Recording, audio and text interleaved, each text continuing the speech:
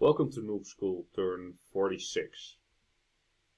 So I claimed the Throne of Air, now I got Air Shield on everything basically. Summoned another, I think 11 monster toads.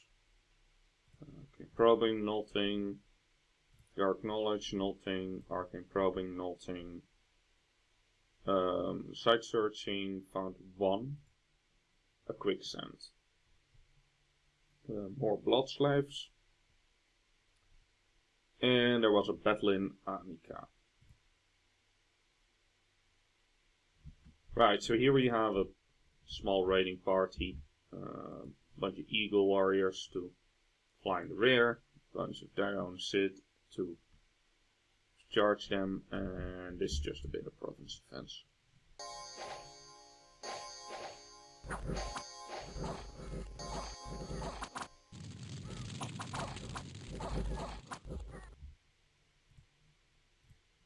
Then in Leto, Phrygia attacks me. See what he's bringing. He has got the monster toad that he managed to charm a while ago. And I think these are mercenaries. Also, Meteorite Guard of Dark Vision. Anyway, that was just province defense, so that was easy for him.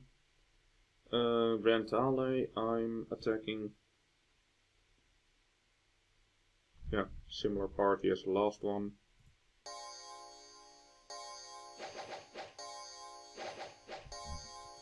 Now with Air Shield. Those archers don't do much.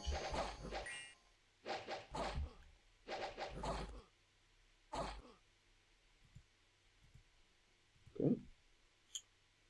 And then Phrygia attacks in Robohome. Okay, so here he's bringing a large amount of these light infantry with him.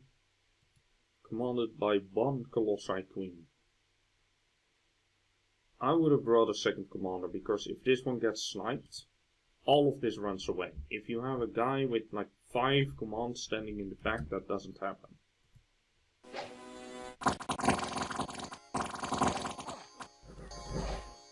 However, this is just province defense. Let's see, there was a robber home, then in Sea of Carcassos he does a counter raid. So he brings a Prince Consort with a whole lot of water gems. And a Cthulhu staff which gives you 3 temporary water gems, and then he put even more water gems on it. He put a water bracelet on him for water magic 4. And a ring of water breathing, so serious gear. I just brought all the serpents.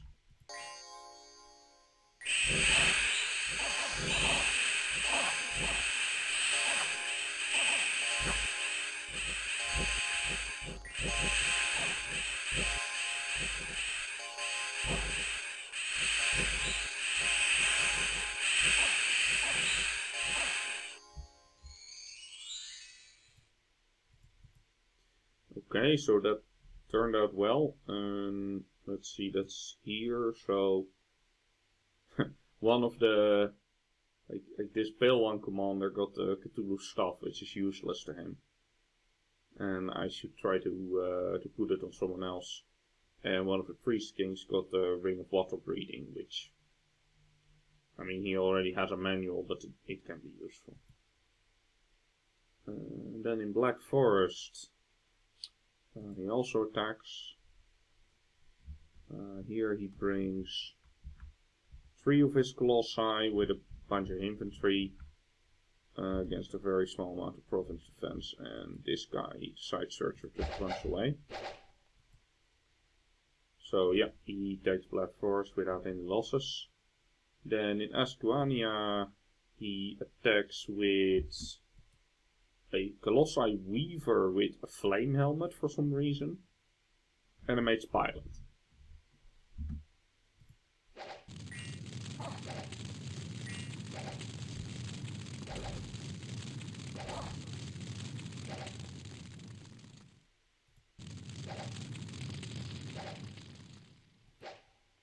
Yeah, so he takes that. I do not know why he runs into here with the flame helmet. Then we ping Phrygia, and yeah, it's just 25 province defense, nobody patrols. And in Bycliff, we attack with, let's see. Oh yeah, so this is the main army, or what's left of it, marches on to Bycliff.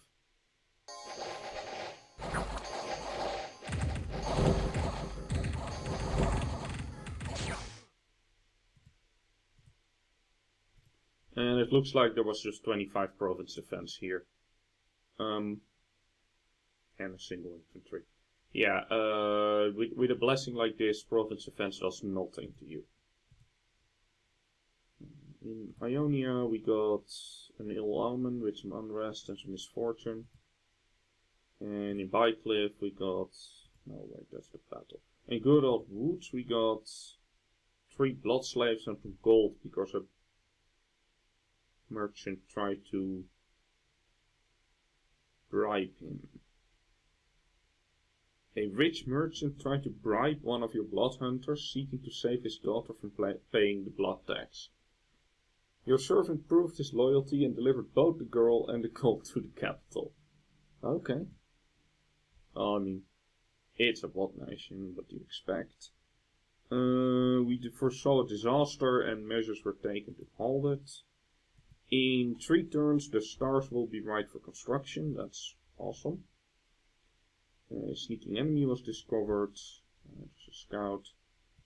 And our scout was discovered and had to run away. Fortification in Rental is unharmed. So yeah, that's here. We're just sitting on top of it with the small parties to basically to stop recruitment here. Okay, so because the stars will be right for constructions, that's when I'm gonna be making the Rope of the Magi.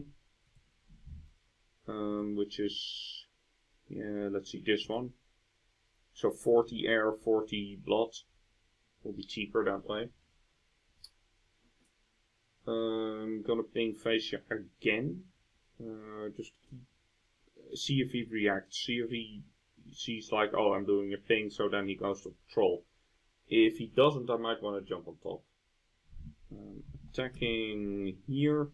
Basically marching the main army onto Druidland, because marching them back by now is not that useful anymore. So I'm just gonna siege this place next. And making a new army back there. Here I am doing a patrol with, let's see,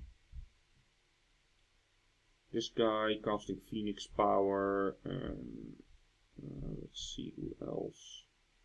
This guy who can summon air elementals, and this guy moving in and patrolling, doing magic duels and body ethereal. The idea is basically to, if he moves one of those armies on top of this fort, he will take losses. And I'm raiding, let's say here, with some, a few sacreds, and here underwater, and no, that's not right. Here, Robber Home. No, not Robber Home. Where else am I raiding? I don't know. And I'm setting traps in here.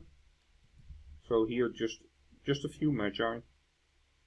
But if he moves in here, he gets magic dueled. So,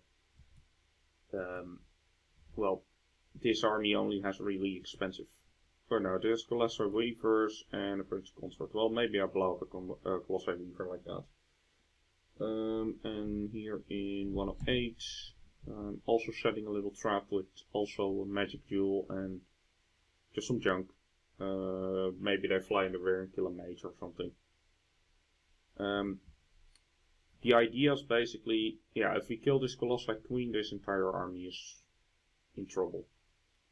So the idea is that I'm just fighting a guerrilla war now. I'm just picking off his forces and mostly picking off his magi. And if he runs out, then he just has some stranded troops without leadership or at least without enough mages to support him.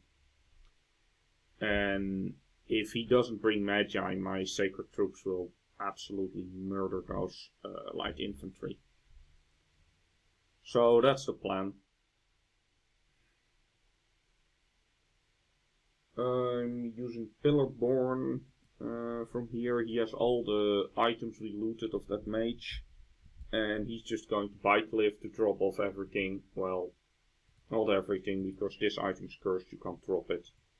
But I'm gonna see if I can make him die in the same province as a water mage to hand that stuff off. Then I'm forging a Herald Lance, a Bloodthorn, a Helmet of Heroes, a Horn of Valor, and a Snake Ring. I'm basically making all of the morale and leadership items, and I'm gonna put them on a commander. I think basically because these toads that I've been summoning, where are they? They should be here. Oh yeah, I put them on this guy. Yeah, so if these things run away, I'm in trouble. So even though they have pretty good morale, so I'm just making a bunch of leadership gear to make sure that that doesn't happen. Alright, that's it for turn 46. See you in turn 47. Welcome to Noob School, turn 47. We got some air gems for Team Chi. I made a trade with him, but I forgot what it was and I forgot to write it down, so I don't know. We researched Blood Magic 6, now it's Blood Magic 7 next. At Blood Magic 8 we get all the truly horrible things. Lots of monster toads again. Cast Arcane Probing, nothing found. More monster toads, another Arcane Probing. We got an unfound door. These things you usually don't find without Arcane Probing, so that's just extra astral income. Let's see. More toads. Dark Knowledge, nothing. Serpent, toad, another Dark Knowledge, nothing. Lots of blood slaves now, like, let's see. 43, 50 blood slaves in one turn. That's going to look better. And then Team Chi attacks Phrygia in Godwood. Let's see, Team Chi has this Jade Priestess and a few Jade Maidens against Province Defense. So look at the blessing. Oh yeah, he got a Rainbow Blast. Okay, that's pretty good.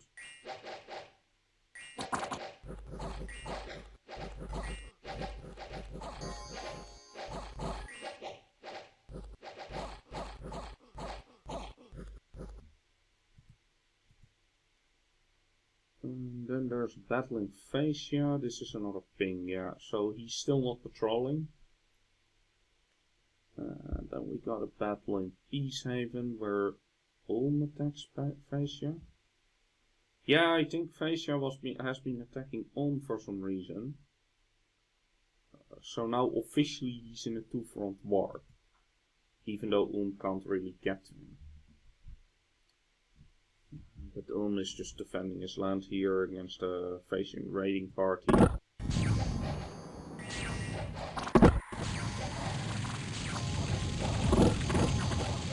So look at that.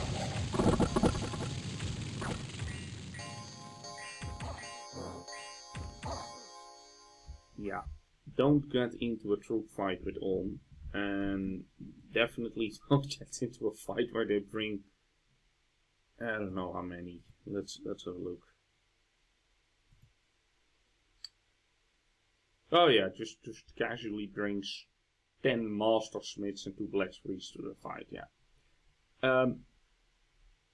Yeah, this was never gonna work. Then we have Battle in Annika where Phrygia attacks us. So another one of these parties against a little bit of province defense. And then there's a battle in Grain Gates. Here he successfully attacks Ulm, but yeah, as soon as this walks into an almost party, it's just dead. These guys with their 10 protection and their 16 and 17 pierce damage attacks. Size 3, so it's 2 of these against 3 almost guys. Just no chance. Then we attack Phrygia in Druidland.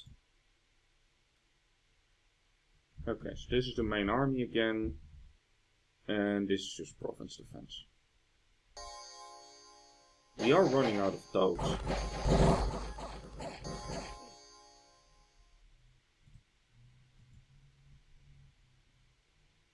Okay, then we got attacked in Sinafe.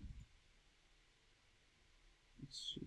Okay, so this is this group again with about 100 of these light infantry and 1 Colossi Queen. And there you have it. This guy casts Magic Duel. Colossi Queen dies. Goodbye. And have some gifts of unhappy, because why not? Yeah, so now this was Sinafe, right? Yeah.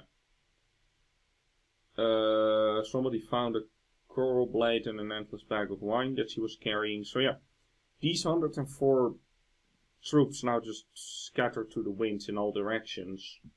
Some directions are not his provinces, so they die. If you have an army of 104 troops, use more than 1 commander. But it worked out for me. Then there's a battle in the Hungry Sea. Let's see what this is. Oh yeah, so this little party decides to go raid my pond.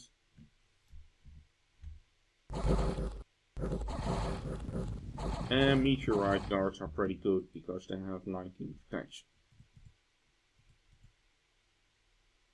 And they attack me in Carrion. See, this is the party that has all the magi, and this is just province defense, so that's easy. Yep. Then I attack in Lita. So here I'm just counter raiding, and he decided to leave the toad behind, but didn't put a point of province defense in. If he had 1 point of province defense, the toad wouldn't have fled. I think.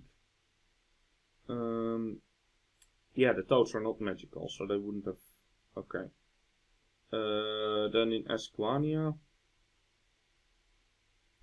So we attack with this party.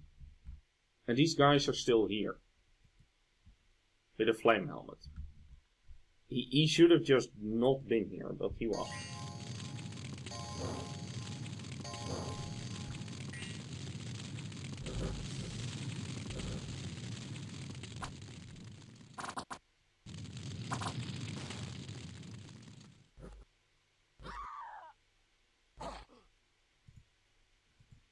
Okay, so I got a free flame helmet. And then there's a battle in Tears of the Pantocrator. Oh yeah, so I'm continuing to raid this pond, and these guys have no leadership, so they run away. Unexpected event in Asanon, lose 2 Dominion, that's okay. In Dolmen we got 3 Misfortune, and in Asquania we get a free Nature Gem. Another major event was foreseen. We get another turn of constructions. Very nice. We started to destroy the walls of Druidland, and the walls in Rentale are unharmed. Yeah, that's because I'm besieging the place with a scout. So he has a little bit of a enclave here, and I'm just quietly capturing all of his other lands while I fight a guerrilla war with these guys. These guys, let's see how many of 120 of them and they're size 3, so that means that they eat 1.5 supplies. In a province with 80 supplies, they're not happy. These guys are led by a single Colossi Queen, so if they run afoul of a Magic Duel guy, they might lose. And meanwhile, I am just producing monster toads here. Yeah, I already got something like 37 of them, plus a whole lot of eagle warriors and a few serpents. So not long, and yeah, you can already take them. So that flame helmet I just looted, this guy with his 22 mob move is immediately going here and dropping off the flame helmet. Because that's a pretty expensive item, and even though I can make it, I'd rather have it for free. I got a lore master with fire blood pots.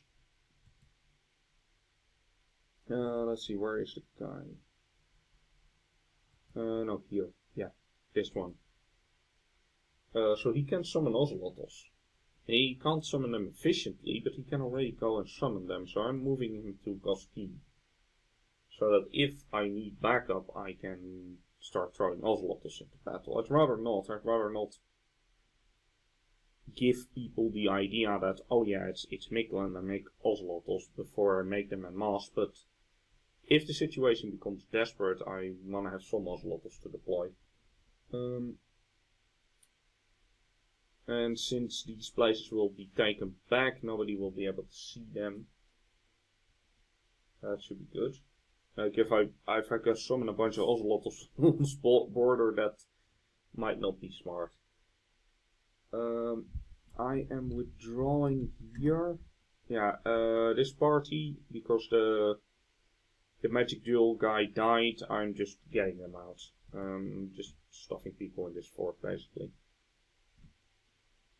I am attacking Black Forest, so all of my toads and eagles and this lady who can cast poison ward to basically make sure that the toads don't mess up my own guys. So magic jewelers, and this guy is just bringing gems for her and casting phantasmal warriors. I believe this can take one of these armies. If they both focus on this place, it might be dicey, but yeah, so I'm concentrating forces here. I'm also attacking Phrygia. So I'm just, because he hasn't patrolled for multiple turns now, I'm just moving the serpents on top of his capital. Forging 2 lightless lanterns, a stone idol. I wanna, let's see, here? No, here, I think. I have magic scales. Here as well. So I wanna use the stone idol to keep my own dominion out and keep these magic scales.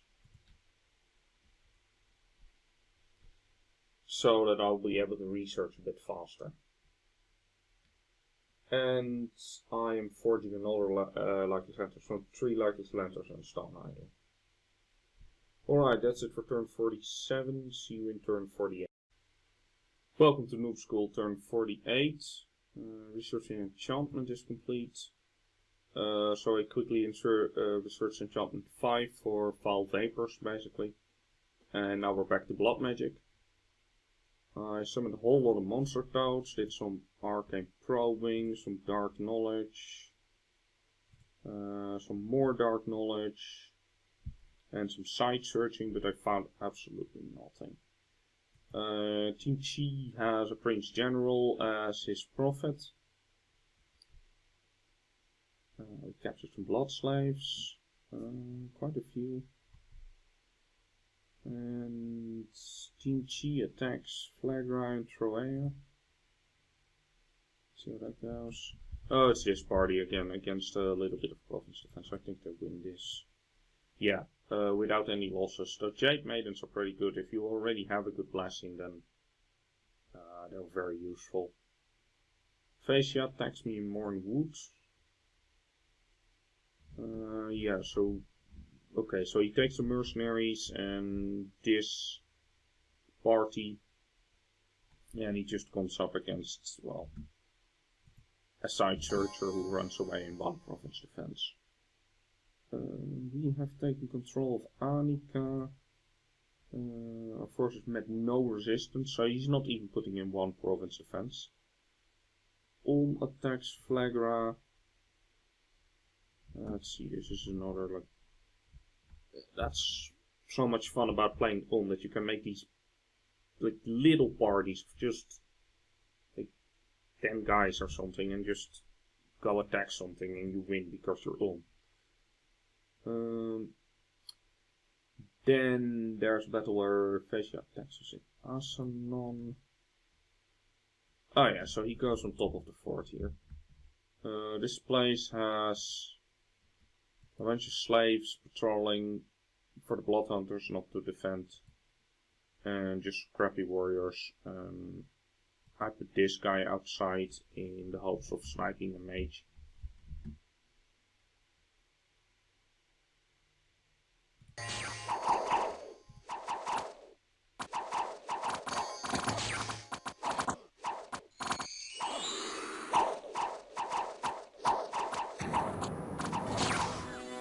Okay, so he just cast Fog Warriors. I think my mage did magic duel one of his weavers to death. But I don't think we're gonna do any more damage because of Fog Warriors. And these guys don't have magic weapons. They do, however, have blood fountains.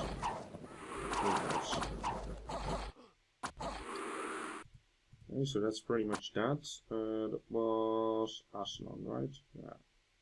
So he lost a weaver to magic duel, but other than that, didn't achieve much.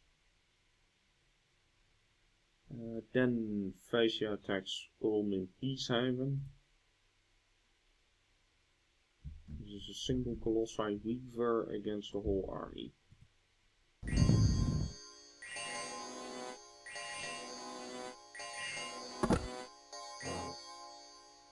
I don't know why he did that.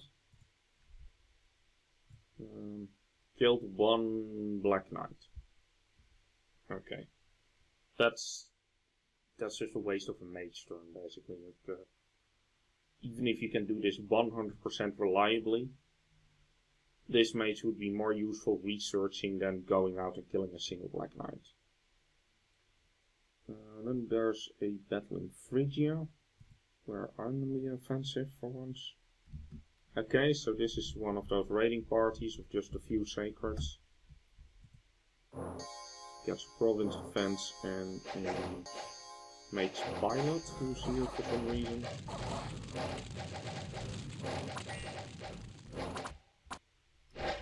And then my commander runs away. I don't know why. He got hit and decided, no, I'm not doing this. That was Phrygia. Yeah, so most of them make it out. Yeah, so I don't know why, but that Mictlan priest decided that he didn't feel like it today. We've taken control of Carrion, no resistance. And there's a battle in Rentali. Okay, so these guys just chased off this scout who was besieging the fort by himself. Then we attack Phrygia's capital. It's just province defense again.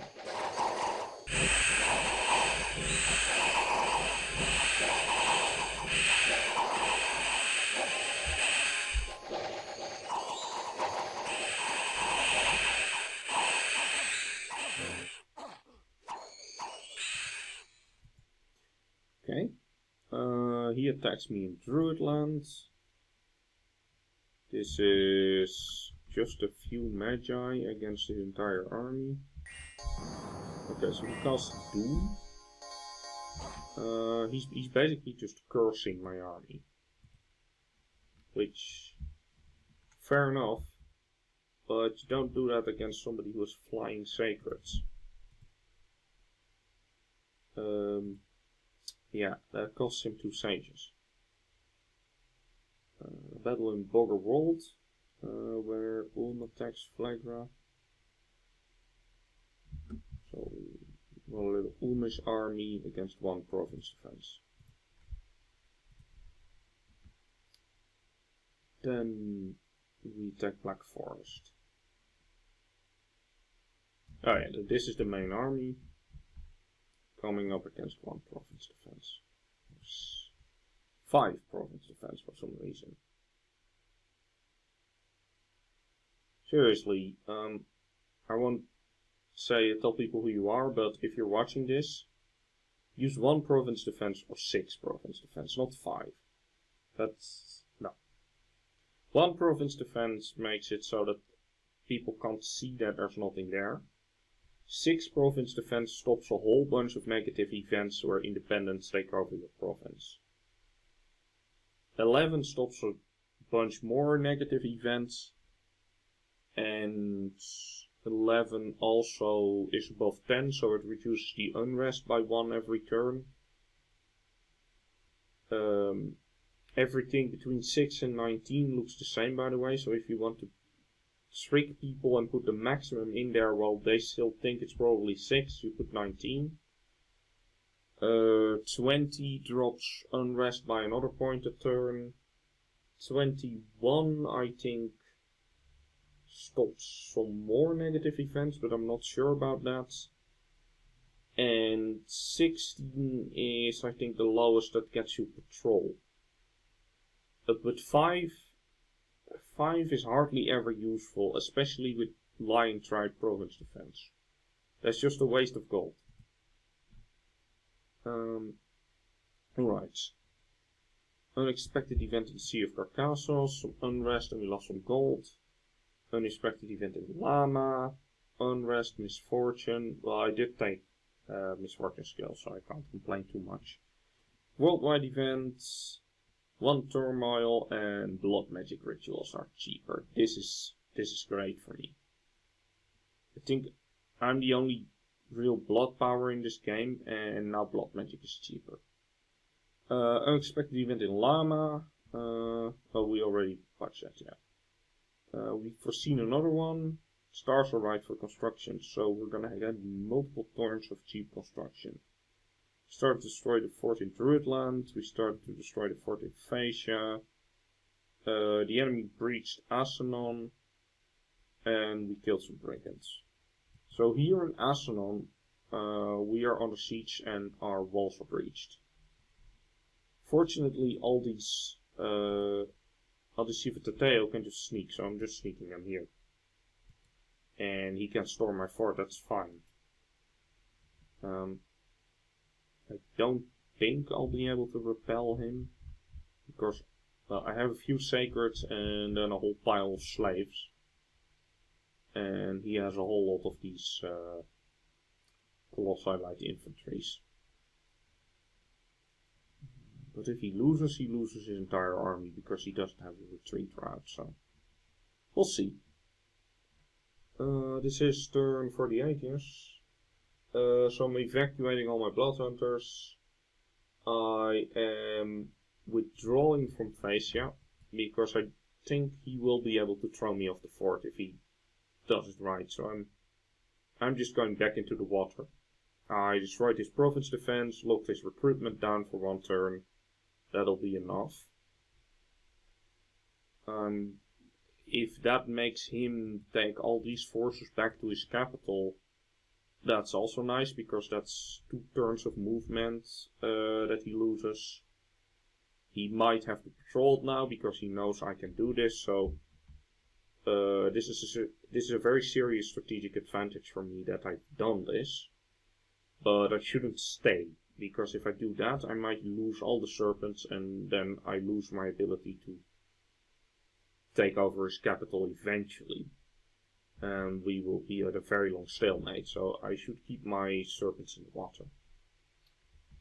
Attacking Mictlan here, and basically just throwing everything that's available into this battle. I want my capital back.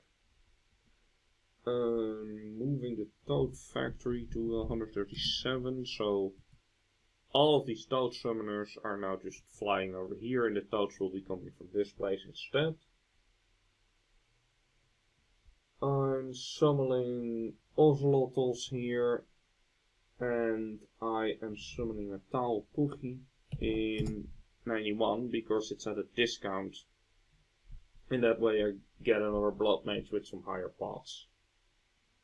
Forging a Skull Staff and 3 Lifeless Lanterns. Alright, that's it for turn 48. See you in turn 49.